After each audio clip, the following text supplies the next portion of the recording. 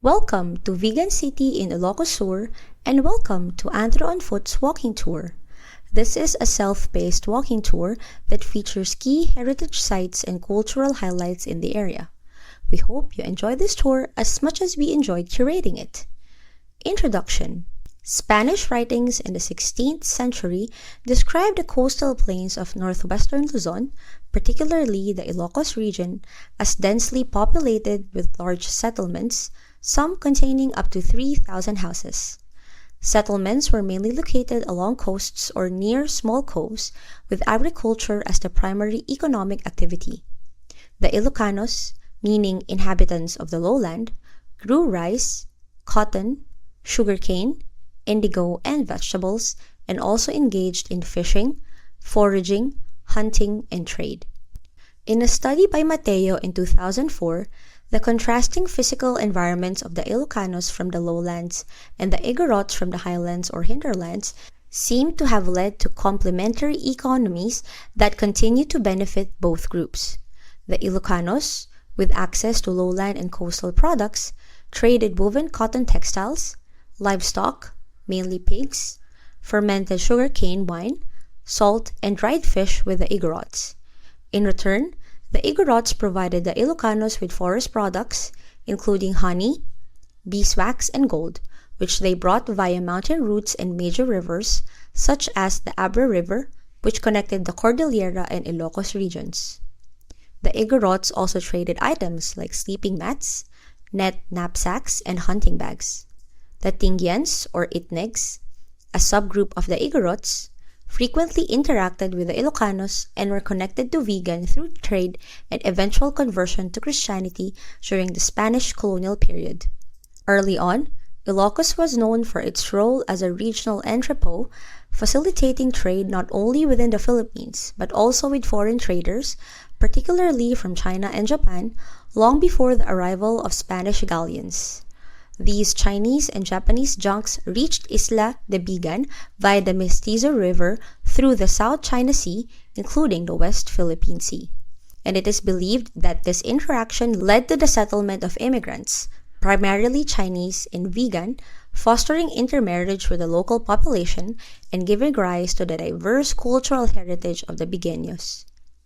At that time, Ilocanos traded goods like rattan, deerskin, wild boar, and gold with Chinese merchants, who exchanged porcelain, silk, and carnelian beads. Japanese traders were particularly interested in gold, which was abundant in Agoo, a port in present-day La Union. Subsequently, many of the beads, jewelry, and porcelain received by the Ilocanos from the Chinese and Japanese were acquired by the Igorots. The arrival of the Spanish colonizers in the 16th century marked a significant turning point in the history of Vigan and Ilocos Sur. The influences of colonial rule, changes in governance, and the introduction of Christianity have shaped the modern cultural landscape of the area.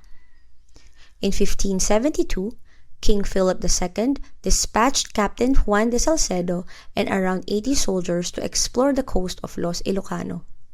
Departing from Manila on May 20, 1572, they reached Vigan on June 12, 1572.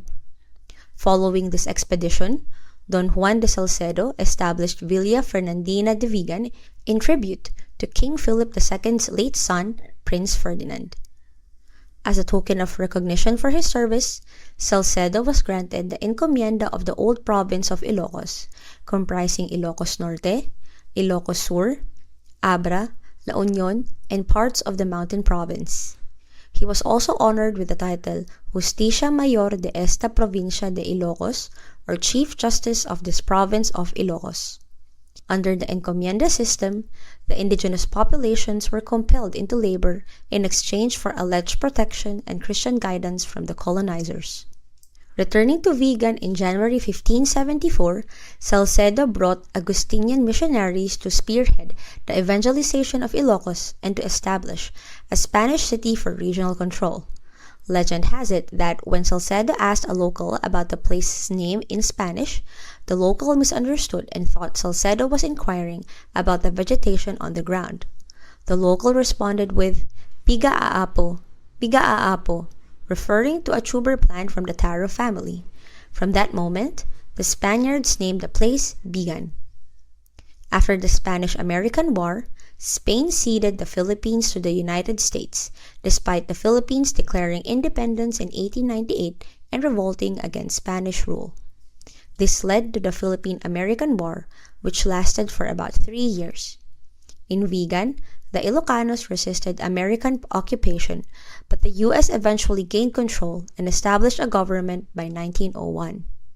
Vigan's prosperity from the tobacco industry during the American period was disrupted by the Japanese occupation from 1941 to 1944. Despite widespread social unrest and destruction elsewhere, Vigan was spared from burning, as the story goes that a Japanese officer made a deal with a local priest to protect the town in exchange for custody of his Filipino wife and child.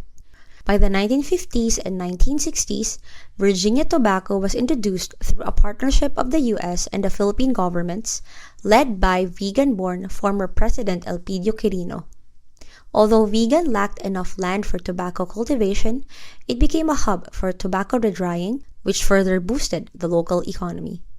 However, the intertwining of local politics and the tobacco business quickly escalated to violence. As a result, many residents of Vigan fled to neighboring provinces, and several Chinese merchants left town. Despite these changes and challenges, the indigenous heritage and cultural practices of the people of Vigan and Ilocos Sur remain important aspects of their identity. Efforts are ongoing to preserve and promote the rich cultural diversity and history of the region. Vigan, in particular, is known for its well-preserved blend of Spanish colonial and indigenous architecture, making it a UNESCO World Heritage Site in 1999.